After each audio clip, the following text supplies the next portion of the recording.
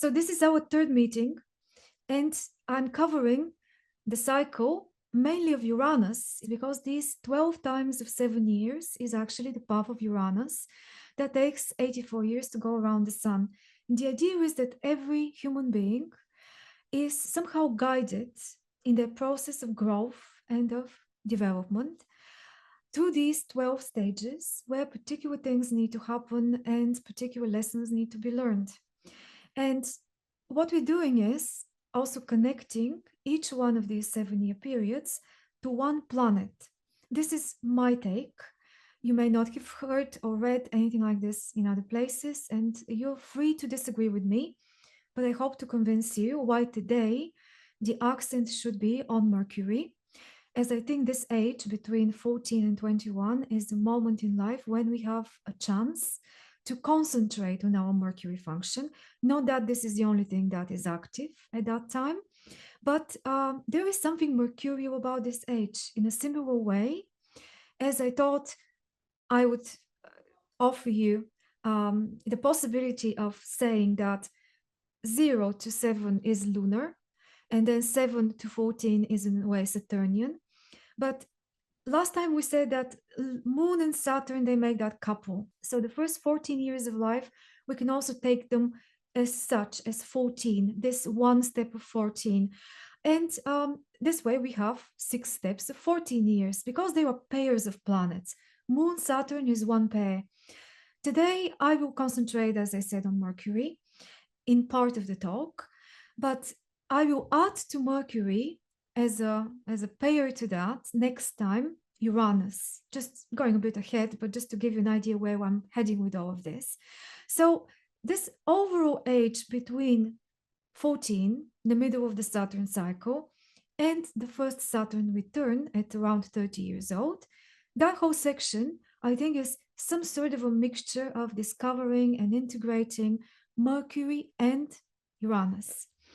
I hope it makes more sense as we go along, but this is the main cycle, the Uranian cycle, as this is the slowest planet that serves as some sort of a clock to us. And I think nowadays this is a bit more relevant and getting more and more relevant than Saturn on its own. You know, Saturn was really ruling the show when in olden times we had shorter lifespans. People didn't tend to live much longer than 60 years in most places of the world. Now we are in a different kind of era, and we can see that Uranus, not only for that reason, but also for the symbology of the Aquarian age, of this following of the numerological symbols of 7 and 12 as well. You know, the cycle of Uranus is again 7 times 12 or 12 times 7. So these numbers repeat themselves all the time. It is always a mixture between Saturn and Uranus, but Uranus is really the main one now, I think. And we're going to see what happens in this age 1421, what astrological transits. I have skipped the progressions because this may make things a bit more complicated. There is, of course, one very important progression, which is the progressed moon, what that is doing, and I'll mention that quickly. But in general, I'm going to go through a few transits that I think we should have in our mind, in the background of our mind, when we deal with teenagers. And this is not just teenagers, because maybe the first part of the period is more the teens, while the second part of the period is gradually transitioning us towards that Uranian moment that we're going to be talking about next time. But yeah, it all starts from the teens. And we have also a bit of a merging with the previous period. It's not a clear-cut division. So you get to age 14 and something suddenly happens, completely changing the atmosphere of your life. It is, of course, very gradual and very mixed up in the transitional ages.